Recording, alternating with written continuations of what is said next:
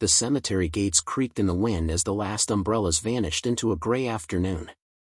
7-year-old Lily Matthews stood beside a fresh grave, rain threading through her thin black dress, a worn teddy bear clutched to her chest. The headstone said what her heart could not: James Matthews, beloved father. Behind her stood Victoria Matthews, 34, expensive coat, practiced grief. When the final prayer faded, the performance ended. With a flicker of something cold behind careful mascara, she slid off her wedding ring and tucked it into her purse as if setting down a roll she'd grown bored of. Then came the sound that would follow Lily for years, high heels clicking on wet stone, approaching like a verdict. "Pack your things when we get home," Victoria said, voice like glass. "You're not my responsibility anymore." Lily blinked, confusion drowning her tears. "Mama Victoria," she whispered. "Where am I supposed to go?" Victoria's smile was a small cruelty. "Don't call me that. Your father is dead. The charade is over. I came for the house and the accounts, never for you." The world tilted. Mr. Buttons, the teddy from her real mother, felt suddenly heavier in Lily's arms, like the last thread keeping her from falling.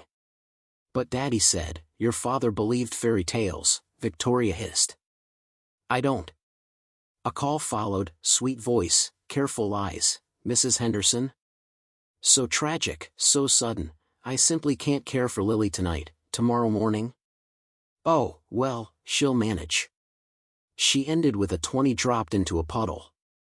"For dinner. Don't come to the house. Locks are already changed. Suitcase by the door till sunrise, then it's charity." And she walked away, heels clicking, Mercedes purring, the taillights smearing red across rain. Lily sank to her knees beside the grave, mud swallowing her shoes, grief swallowing her breath.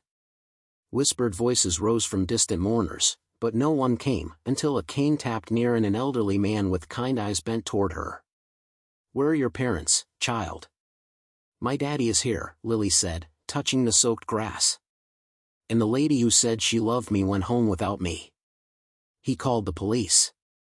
Officer Sarah Martinez arrived with lights painting the stones blue and red, steady, warm, and angry in a way that meant protection, not danger. She knelt, met Lily's eyes, and listened. The story poured out in hiccups: the lock change, the 20, the lie of love. Sarah's jaw tightened. She guided Lily into the cruiser and into a room at the station with crayons, soft chairs, and a clean blanket that didn't smell like rain. Hot chocolate steamed on a table. The officer asked careful questions, not to trap Lily but to build a bridge out of the storm. Hours scraped by. The picture sharpened, the stepmother's affection cooling as James's health declined, the whispered phone calls, the sudden interest in wills, policies, signatures. "Did she hurt you?" Sarah asked. "She stopped hugging me," Lily said. "Sometimes she forgot dinner. She said things would be over soon." A phone rang. Sarah's face darkened. She stepped out, returned with truth that cut cleaner than the wind. "Victoria filed to relinquish guardianship 3 weeks ago," she said gently. "She planned today." Lily stared at Mr. Buttons. He looked threadbare but brave. "What happens to me now?" A kind couple could take her for the night. Paperwork would shape tomorrow. But just before Lily left, the station doors opened at 10:47 p.m. and a tall man in a rain-slick suit stepped in carrying a leather briefcase and a promise. He spoke softly with Sarah, produced sealed documents, and then came to Lily's level like someone who understood that collapsing to the floor makes sense when the world has fallen first. "I'm Alexander Stone," he said. "Your father's friend. He asked me to find you." Lily blinked. Somewhere in her memories, Sunday mornings, laughter in the kitchen, there had been an Alex her father trusted. "Are you the Alex he liked like a brother?" "Yes," the man said, smiling in a way that made space around the pain. "And I made him a promise." Sarah reviewed the papers, a contingency guardianship naming Alexander if Victoria ever failed in her duties. Victoria had read the parts that interested her and ignored the safeguard that was never meant for her. Alexander produced one more envelope, Lily's name on it, in her father's calm handwriting, the paper carrying a faint echo of his cologne and hospital soap. Lily opened it with tremble care. The letter was simple enough for a 7-year-old to read and heavy enough to anchor a life. If you're reading this, little star, I'm not there to hug you. But my love did not end. Alex will help you grow brave. Ask him about the treehouse that wasn't in our yard. When she finished, the tears were new, not only loss, but relief, that her father had thought past the horizon and left a light. Would you come with me, Lily? Alexander asked. I won't promise perfect, but I promise safe. She looked at Sarah, at the kind foster mother waiting in the doorway, at Mr. Buttons, then back at the man her father had trusted. Do you have a house? With books, he said. And a yard for a garden if we want one. Do you have a seat for me in your car? A corner of his mouth lifted. Installed this afternoon. Small detail, big truth. Victoria had made her ride with a belt too big for her bones. Alex had asked what a 7-year-old needs before he ever saw her face. They drove through rain-washed streets toward a home lit like welcome. The guest room wasn't a child's room yet, but it was clean, warm, and waiting, fresh sheets, a lamp, a little stack of books that looked like they wanted to be read aloud. Tomorrow we'll make it yours, he said. Tonight you sleep. In the dark, Lily whispered, do you think Daddy knew she'd leave me? Alex sat in a chair near the door like a quiet guard dog. I think your dad was very smart, he said. Smart enough to make sure you'd never be alone. Lily pressed the letter under her pillow the way other children had treasure and fell asleep to the soft sound of a house remembering how to hold laughter. Morning brought cereal, a gentle rhythm, and an ache that hurt less when someone poured orange juice without being asked. 3 days brought small things that are not small, clothes that fit, hair washed and braided without a tug, a kitten adopted from the shelter because love should have paused sometimes. Lily named him Whiskers and gave him a job, keep watch while I'm at school, sleep by my feet, purr when I forget how. But the 4th day brought a new knock, official, sharp, and a woman with a clipboard and a court order stepped inside. Janet Morrison, Child Protective Services. A welfare check, private interview required. Alexander breathed through the insult and stepped back. Lily's answers were clear and uncoached. She liked the kitten, the books, the feeling that she didn't have to keep secrets to stay safe. Had anyone touched her wrong? No, only hugs like her father used to give. Did she want to return to her stepmother? The color drained from her face. She took off her ring and laughed that Daddy was a fool, Lily said. She left me in the rain. The clipboard woman's eyes shifted, and something in her posture softened from bureaucrat to person. Thank you, Lily, she said. That's very brave. On the porch, she told Alexander in a low voice, in 15 years, I've rarely seen a child stabilize so quickly. Keep doing what you're doing. My report will say she's thriving. But the system that had failed to see Victoria coming was not done with them yet. Alexander's attorney, Michael Harrison, called with news welded to warning. Victoria had filed an emergency petition claiming he'd kidnapped Lily with forged papers. She'd hired a shark with a tie, Thomas Brennan, and spun a press story about a rich man stealing a widow's child. Alexander stared out a window where Lily was teaching Whiskers to chase sunbeams. He felt the familiar heat of a boardroom fight rise, but this had nothing to do with mergers, this was breath, bone, a girl learning to laugh again. What's our path? He asked. We go on offense, Michael said. Anne. Alex, we pulled her history. It's worse than we thought. The private investigator Michael trusted, Sarah Walsh, arrived with a folder thick as an alibi and colder than a toe tag. 4 marriages, not 3. First husband, David Chin, heart attack at 35, no prior cardiac history, policy pays out $500,000. Second, Robert Klein, single car accident, brake lines inconclusive, payout $750,000. Third, Marcus Webb, he lived and wanted to talk. On the recorder, his voice carried the weary clarity of a man who had walked out of a maze by luck and now mapped it for strangers. Victoria had been charm poured into a glass until the glass cracked, then she became obsession, wills, beneficiaries, just-in-case conversations about sudden death. Marcus had tried to warn James when he heard her engagement news. Grief, gratitude, and hope make a potent blindness. James had wanted to believe that love had come back for him and his little girl. He married the story, the ending came later. Sarah slid forward medical charts and hospital notes. James's decline didn't track with his diagnosis, it zigged where it should have slowed, crashed where it should have plateaued. Inpatient stays brought improvement, home with Victoria brought collapse. A stolen prescription pad. A medication that accelerates heart failure for patients like James. The pattern was a siren. Alexander's hands curled on the desk. He could negotiate volatile markets and hostile takeovers without flinching. This was different. This was the arithmetic of malice tallied on a child's life. His phone buzzed again, another shove from the other side. Brennan had filed a motion painting Alexander as an aggressive magnate with ulterior motives, sprinkling innuendo like glitter meant to stick. Sarah Walsh closed one file and opened another. It'll backfire. Your reputation reads clean, years of donations to children's causes, staff who speak of you like you're subversively kind. We'll use character as evidence. Also, Children's Haven is willing to testify. They say your money came with Saturday volunteering and no cameras. The next knock was not a surprise but still set the house on edge. Reporters. Microphones. A neighbor with a camera phone. Alexander tightened security.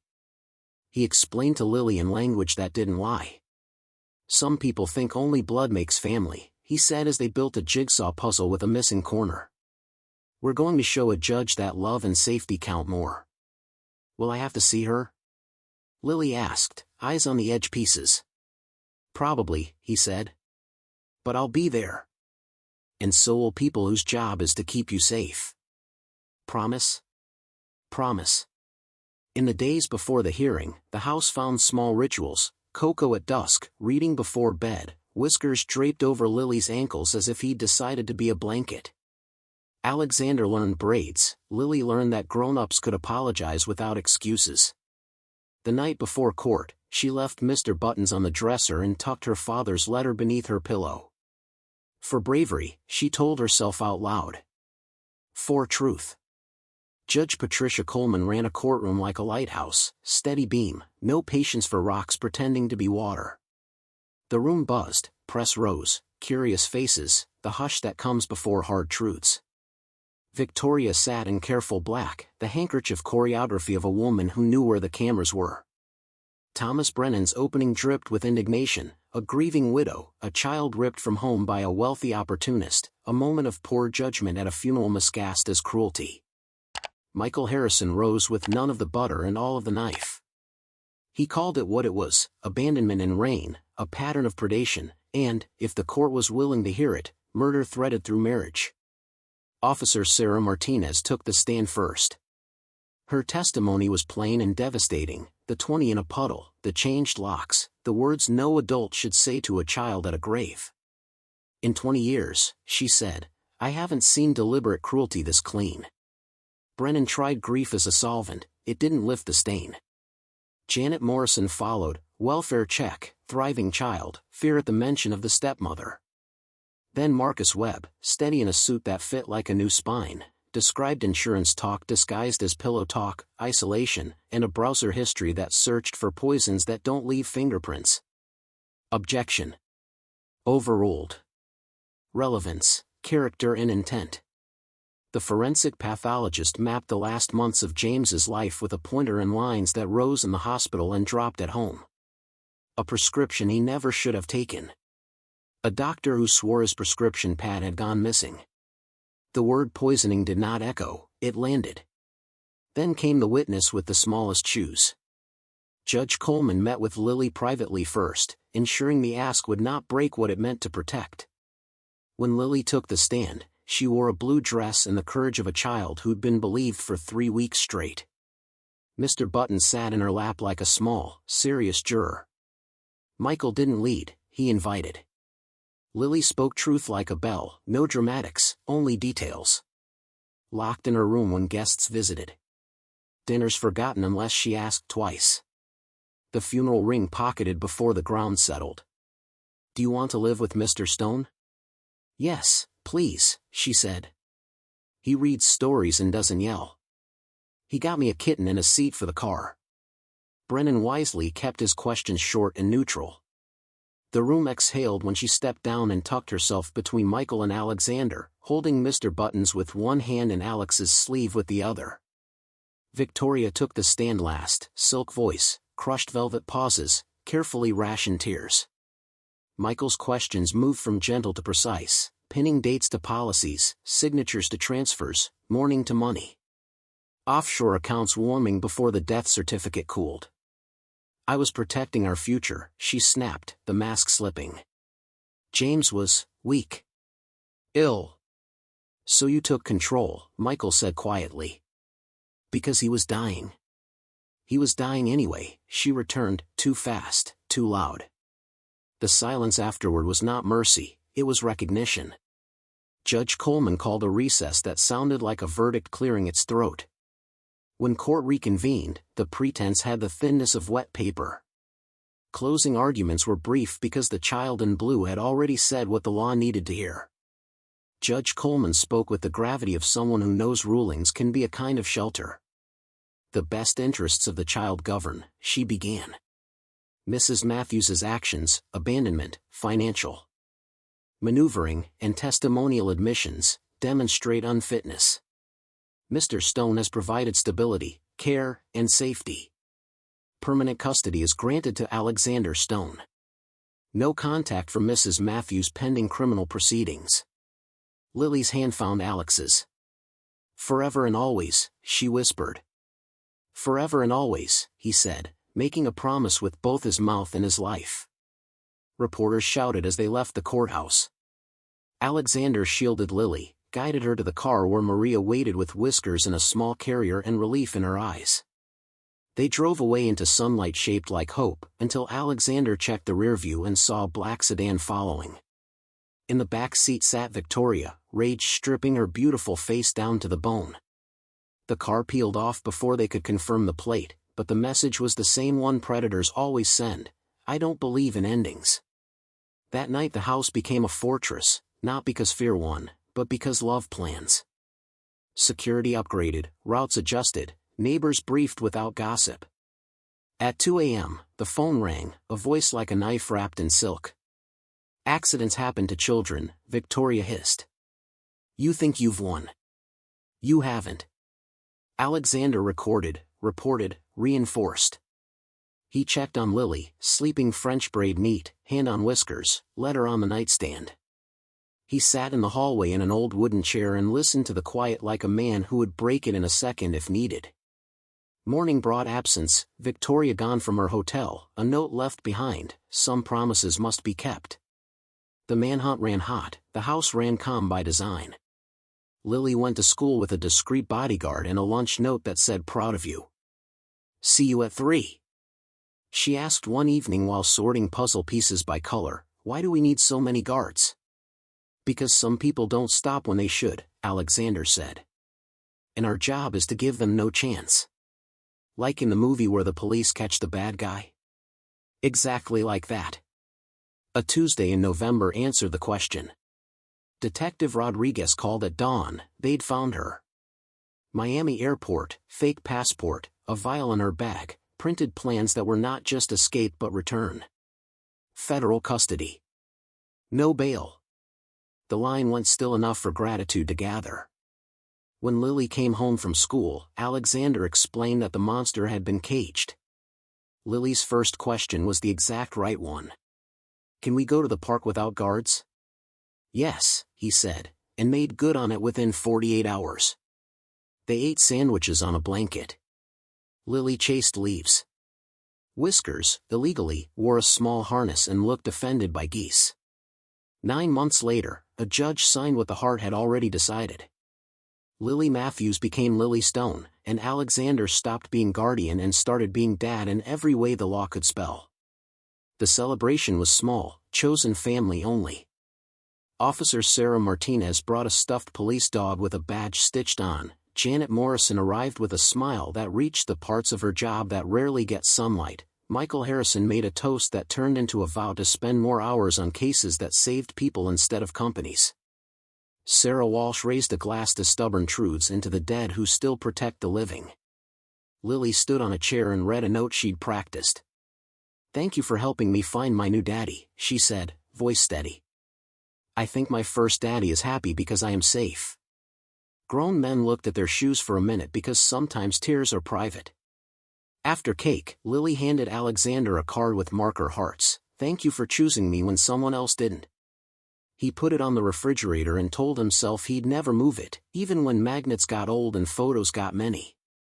But survival stories deserve sequels that help other people survive. With Lily's inheritance protected and Alexander's resources substantial, they launched the James Matthews Foundation, a machine built to do for other children what one letter and one promise had done for Lily. Legal clinics for guardianship traps.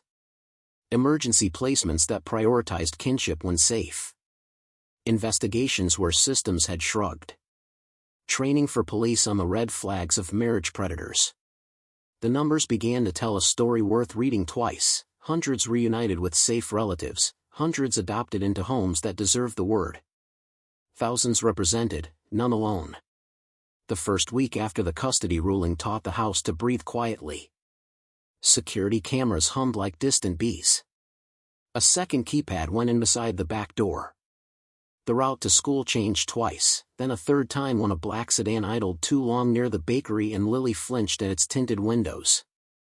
Alexander kept his voice level, his hands steady, because when a child is learning to be unafraid, the adults around her have to practice not shaking in public.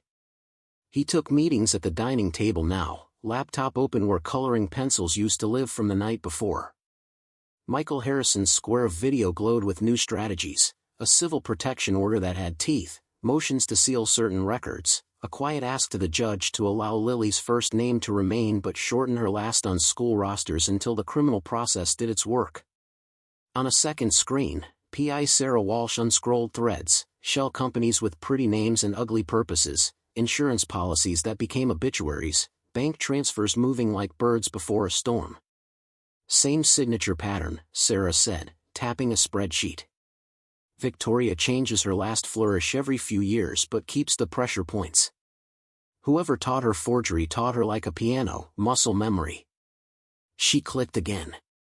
"There's a man who paid for her last 2 flights under a business card that doesn't exist."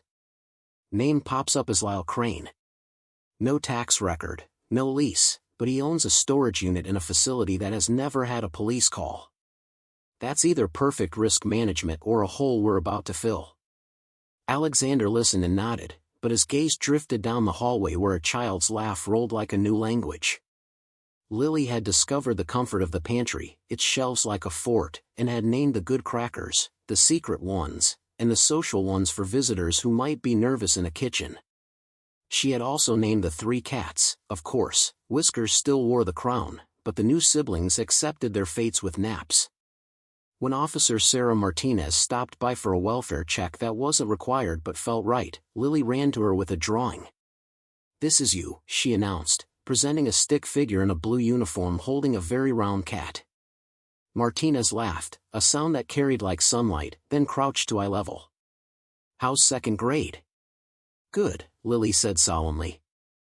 "I have a friend named Nora who brought me a bracelet and I brought her a sticker and we both said we were brave." She glanced at the officer's notepad. "Are you writing that we're brave?" "I am," Martinez said, and she was not lying. The smear campaign found oxygen that week, the way smoke finds a house even when windows are shut. Tabloids discovered Alexander's net worth and paired it with photos of a little girl in a blue dress to make a picture ugly enough to sell. An anchor smiled through practiced concern and asked, "Is wealth power when it comes to children?" Alexander muted the television and put a bowl of cut strawberries on the coffee table like a quiet vote for reality. "We can turn it off," he told Lily. "We only have to watch the things that help us be kind or smart." Lily glanced at the screen, then back at her book. "Can we watch cat videos again?" He nodded. A family chooses its weather. The second week was when the house learned to be a fortress without looking like one. The new head of security, an ex-school resource officer who knew how to blend protection with kindness, walked Lily through the system like a game. Green light means the house is awake with you. Red means the house is asleep and wants you to whisper. This button calls me. This one calls the police. You never touch the yellow one, that's for grown-ups only. Lily took the small laminated card and hung it on a hook she could reach. She practiced the routine at bedtime, letter under pillow, night light on low, 3 breaths in a row slow enough to fight the memory of rain. The house and I will take turns, she told Whiskers. I'll sleep and it can watch. At 2:38 on a Thursday morning, the gate camera caught a shadow. It wasn't Victoria. Later, they would learn Victoria knew better than to appear where a lens could love her too much, but someone wearing a cap with a delivery logo that didn't match any active route. The man walked up, tapped the bell once, left a small box, and stepped back into a car whose plates didn't belong to it. The guard on overnight rotation didn't open the gate. He called it in. They watched the box on the screen like it was speaking in a language none of them wanted to learn. The bomb squad came gentle, curious as scientists, and found only a music box inside, a ballerina who spun with a tinny lullaby if you wound her. But the song was exactly the one Lily's real mother used to hum, recorded on a cassette and fed through cheap gears. Someone had been close enough to remember. Alexander made a decision he hadn't wanted to make yet. We're going to the safe house, he told the team, voice a register lower than usual. He said it like he was saying they were going to the park. He said it while making eggs so the smell of breakfast would build walls around the conversation. Lily looked up from her stool. Is a safe house like when you make a fort with chairs and blankets? Exactly, he said. Just bigger. The safe house had been furnished for anonymity, neutral furniture, framed prints without opinions, but within an hour it had Lily in it, which is to say it had color and crumbs and a kitten investigating under beds. Alexander stood with Martinez and the security lead by the sliding door that let afternoon spill into the yard. We have 3 prongs, Martinez said. 1, we get a warrant for the storage unit. 2, we work the phones, who's buying what, where, and how often. 3, we bring Lily's world in closer, school and therapy through the same door for a little while, so our circle is tight. Therapy.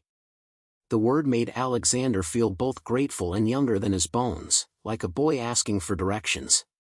The therapist was a woman with a laugh that made even the cats sit down.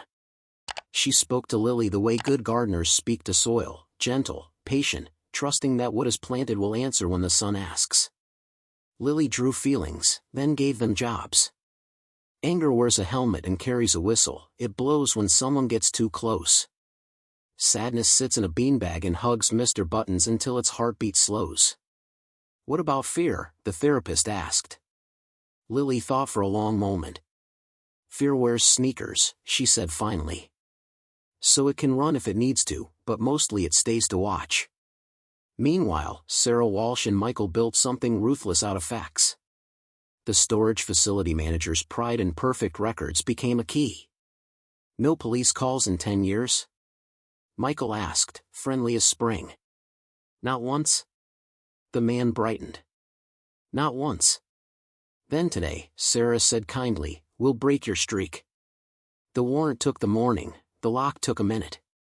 Unit 217 smelled like rubber and old paper.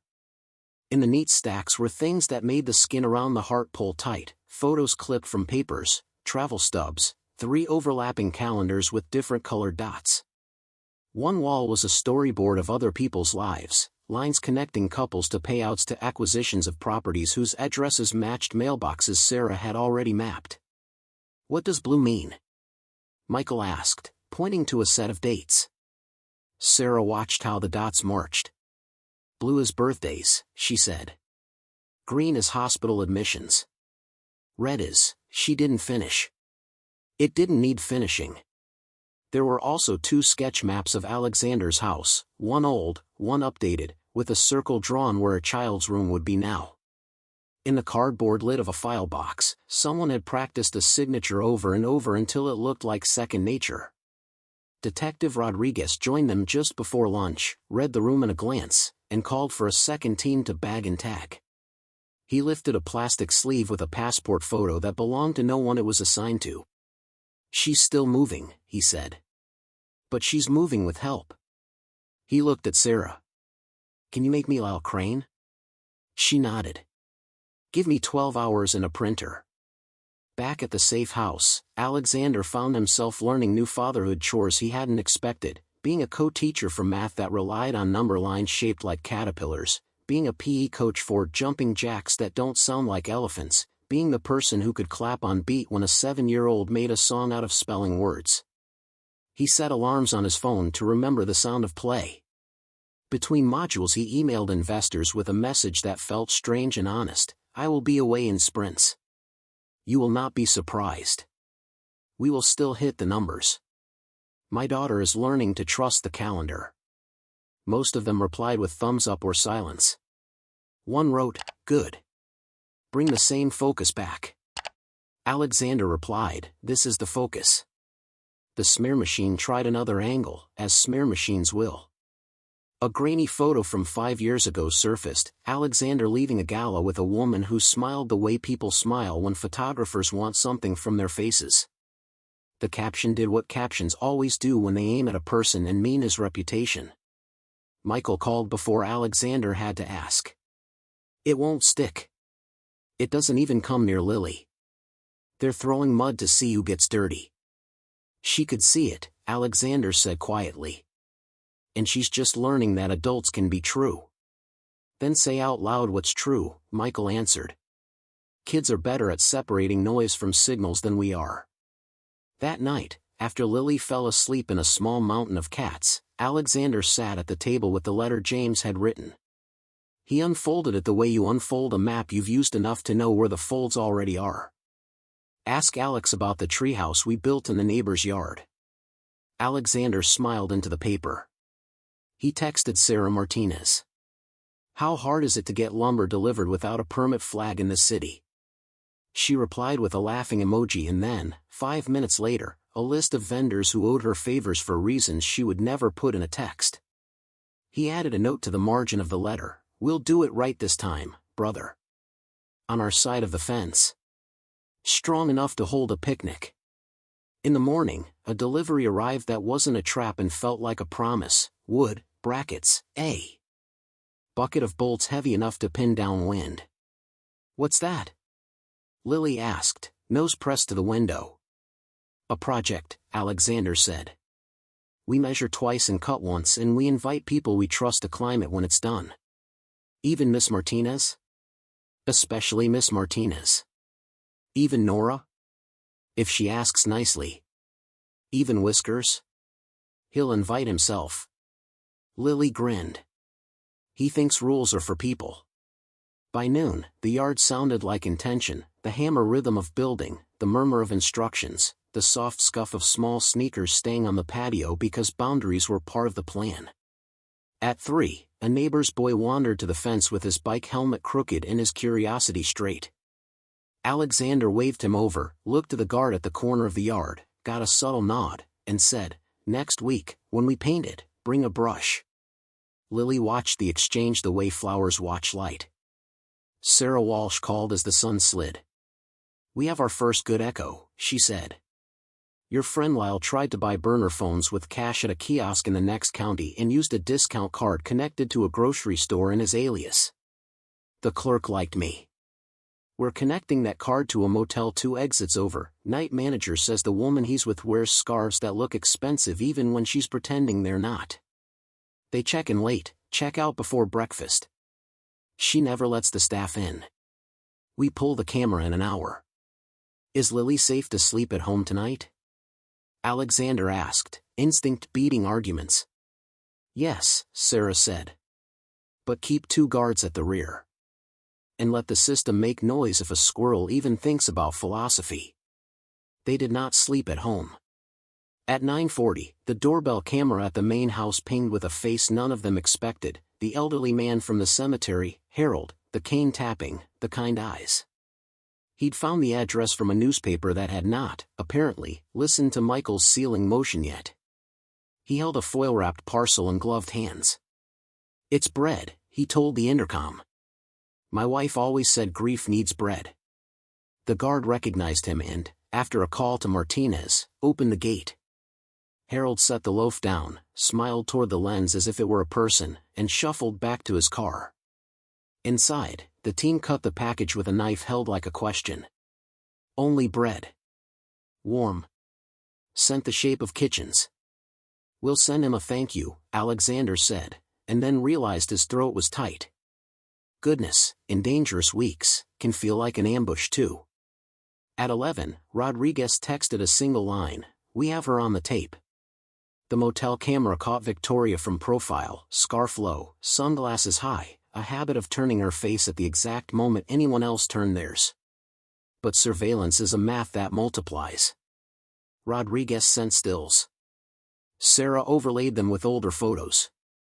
Michael attached the old insurance claim images like puzzle corners. They could prove movement now, not just motive. "Arrest?" Alexander asked. "Not yet," Rodriguez said. "We want the man with her, and the card that pays for the rooms, and the trunk that has more than luggage. We want to close the circle." The next day, Lily's second-grade class logged into the safe house living room for reading time. The teacher, a woman with a sweater that had apples on it without apology, smiled at Lily through the screen. "You can read from home or from school," she said to all of them. "Either way, your voice counts the same." Lily held her book up, Charlotte's Web, and read the first paragraph without looking up. When she finished, there was a small explosion of claps on tiny microphones. After class, Alexander asked, "How'd it feel?" "Like my stomach was brave," she said, and then added with the seriousness of a surgeon, "and like the words had shoes." By afternoon, the storage unit had given them more. Sarah found a ledger folded into the binding of a false bottom box. It listed names, dates, and short notes that made even seasoned officers go quiet. D. Chin, easy heart. R. Klein, night was enough. J. Matthews, medication is scheduled. The last entry had no initials. It had a drawing instead, a teddy bear with buttons for eyes and a small crown above its head. Sarah took a photo and sent it to Martinez and Alexander at the same time. The caption was a question no one wanted to type: "Is this meant to be a trophy or a threat?" That evening, the safe house filled with people who made rooms feel safe just by standing in them. Martinez with her steady attention, Rodriguez with a map, pins like tiny stars, the security lead with a schedule that put bodies where fear imagined gaps. They talked through scenarios: a car tailing too close, a stranger at the school perimeter, a phone call Lily should hand to an adult the second a voice turned wrong. Lily listened from the hallway at first, then stepped into the light with the certainty of someone whose life is being planned around her, not over her. "If someone says my name in a voice like Candy," she said, "I will not go." "Correct," Martinez said, not hiding the pride in her eyes. "You will walk toward the loudest adult and say, 'That person is not my adult.'" Lily nodded. "And whiskers will scratch their socks." "That too," the officer said solemnly. Near midnight, the house finally felt like it might sleep. Alexander carried a basket of laundry down the hall because ordinary work is a spell. He paused at the doorway of Lily's room, watched the rise and fall that had become his favorite proof. On the nightstand, James's letter lay open like it was listening too. Alexander reached to turn it gently so the crease wouldn't weaken, and that was when the phone on his belt buzzed with a message that made his bones know before his mind did. It was from the guard at the main house. Back gate open for 3 seconds. Closed itself. No camera movement. Sensors read normal. We think the loop was bypassed and unbypassed. Another message, 3 dots that felt like a heartbeat. Found a single footprint in the wet soil by the hydrangeas. Small. Narrow. Heel too sharp for a runner. Photograph attached. He stepped into the hallway and met Martinez there, as if she had been pulled by the same string. "We move," she said, already on her radio. Rodriguez replied before she finished. "Team out front. Do not return to the main house. Meet at Block 7. Sarah's text landed over theirs like a third voice in a chorus. Motel just went dark. Power cut to that block only. Lyle's alias phone stopped pinging. They're moving. Alexander looked back at the bed, at a child who had named her fear and given it sneakers, at a letter that believed in tomorrow. He felt the shape of decision settle in his chest, the way right choices sometimes feel heavy because they are made of metal and bolts and the weight of other people's breaths. He lifted the basket and set it down, reached for the go-bag by the door, and spoke in the kindest whisper he had. "Lily," he said, touching her shoulder. Her eyes opened without panic, like a student answering roll. "Time to take a little ride, Braveheart." "Are we running?" she asked around a yawn. "No," he said, smiling because the truth deserved a good face. "We're arriving early." He carried her while she held Mr. Buttons by the paw. Whiskers, insulted to be left out of a mission, slunk into the carrier with the resigned dignity of a king who had seen too much. The convoy moved without light, with precision. The city lay like a sleeping animal, the freeway empty enough to hear tires hum. Halfway to the rendezvous, Rodriguez's voice came over the radio, too calm to be anything but urgent. "We just got eyes on the sedan. 2 occupants. Eastbound. If they exit at Halcyon, they beat you to Block 7 by 4 minutes." Martinez pressed the pedal in a way that made air lean. "Then we won't go to Block 7, she said. "We'll go where they think we won't." "Where?" Alexander asked, already checking for second plans in his head. "To the place grief learned bred," Martinez said, eyes on the road. "Harold's address is on the thank you note you insisted on hand-delivering tomorrow. They won't expect us to hide where kindness lives." Alexander looked at Lily, who was awake now and watching streetlights pass like commas. "Is this the part where we're brave again?" she asked. "This is the part," he said, "where brave puts on its sneakers." Ahead, the freeway sign for Halcyon flashed green, and the black sedan cut across 2 lanes to take it. Martinez did not. She stayed straight, into the kind of dark that only lets go when a porch light turns on, somewhere, in a street where a cane might tap and a door might open to say, "Come in, child," and mean it. Behind them, at the main house, the footprint near the hydrangeas gathered a small pool of rainwater until it reflected the porch light like an eye. The camera didn't blink. The gate didn't complain. Somewhere in a motel room cooling without power, a scarf lay folded on a bedspread like a snake pretending to sleep. And the music box, the one with the ballerina, spun once in the evidence locker because someone had jostled the shelf, one half-turn that clicked and stopped, as if it had decided to save the rest of its song for morning. Harold's porch light was already on when the convoy turned into his quiet street, as if the night had phoned ahead. The old man stood in the doorway in a cardigan and house slippers, cane tucked under his arm like a gentleman's umbrella. When he saw Lily, he didn't make a sound that would scare a skittish animal, he simply stepped aside and let kindness make the introduction. "Come in, little one," he said. "The kettle's honest and the chairs don't gossip." Inside, Officer Martinez moved like a pianist who knows every key. 2 plainclothes officers slipped to the back windows. The security lead put a second deadbolt on a door that had never needed one. Alexander set the cat carrier down and watched Whiskers occupy the sofa with royal certainty. Lily pressed her palm to the letter in her pocket, then to Harold's warm sleeve. "Your bread was brave," she told him. Harold blinked fast and nodded. "So is yours." On the radio, Rodriguez's voice came low and sure. The black sedan had indeed taken the Halcyon exit, then circled Block 7 like a shark looking for its own reflection. A decoy SUV eased into view, another drifted behind. Sarah Walsh's text arrived on Martinez's phone a breath later, "Motel power's back. They're on the move. Lyle's car just bought gas 3 miles south of you." Harold's wife had been gone 5 years, but her hands were still in the kitchen, tea tins labeled in neat blue ink, a jar of sugar cubes shaped like tiny hearts, a chipped plate saved for guests who needed it. "This one," he said, setting the plate near Lily as if obeying an old instruction. She smiled without asking why, then lined up the cubes like checkers and pushed 2 toward Whiskers, who inspected them gravely and declined. Headlights crawled across the curtains and paused. Martinez touched the radio twice. 2 blocks over, a unit killed its engine and listened. Rodriguez counted numbers that meant streets and angles. Sarah's voice cut in, "They're splitting. He's going on foot, she's in the car alone. Don't let the sedan reach that cul-de-sac, there's no clean exit." The room leaned into the air. Harold sat down carefully, as if not to break it. When the knock came, it wasn't at the front. It was at the side gate, a small stuttering sound like someone tapping a pencil in class. The security lead lifted 2 fingers, an officer moved to the mudroom. "Who is it?" Harold called, the way men born between wars learn to call without fear. A woman's voice answered, the sweetness stretched thin. "Sir, is this where Mr. Stone is staying?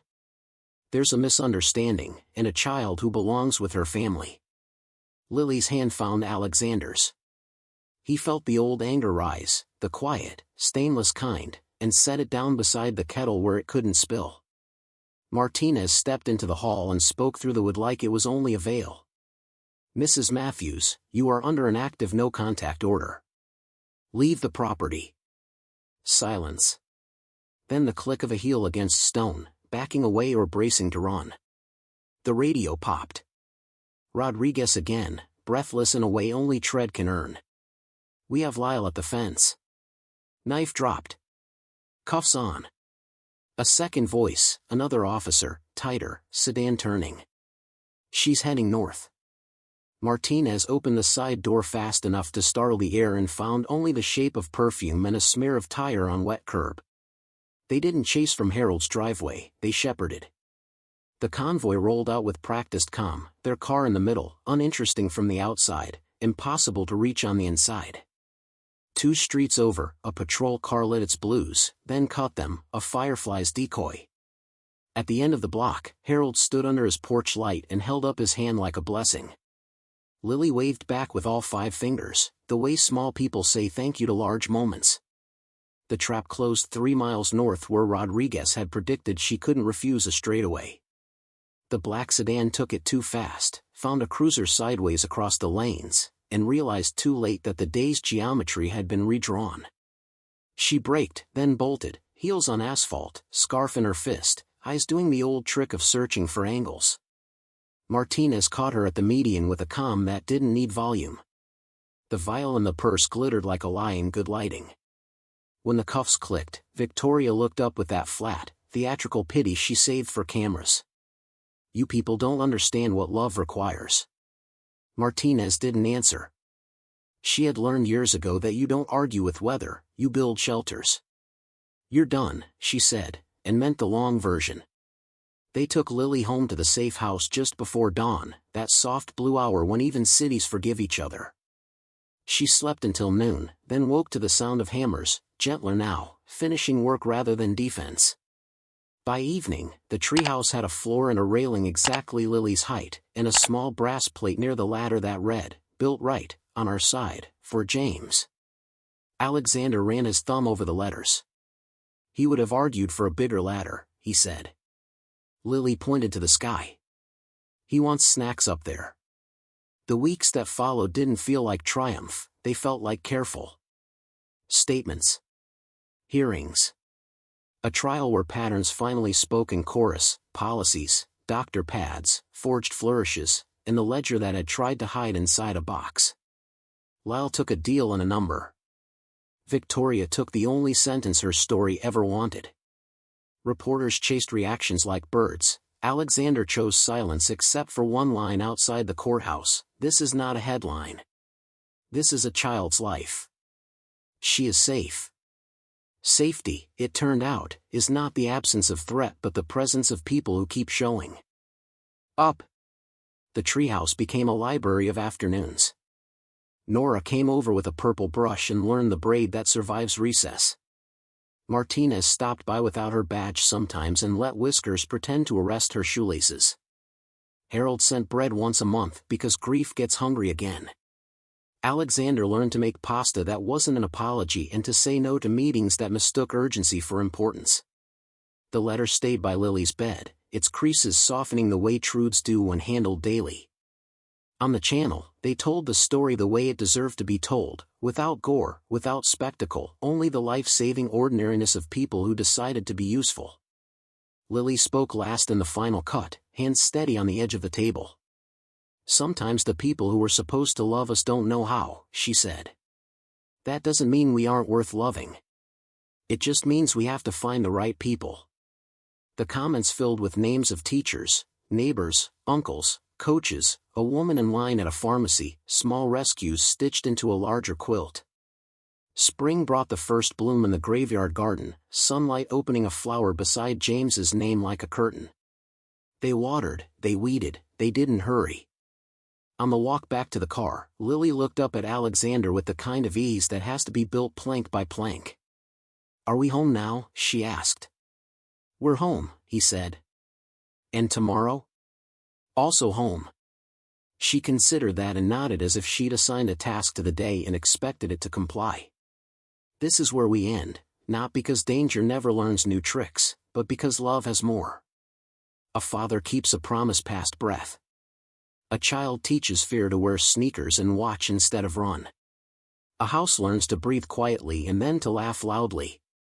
And somewhere, in another town, a porch light goes on because a neighbor noticed and decided to open a door.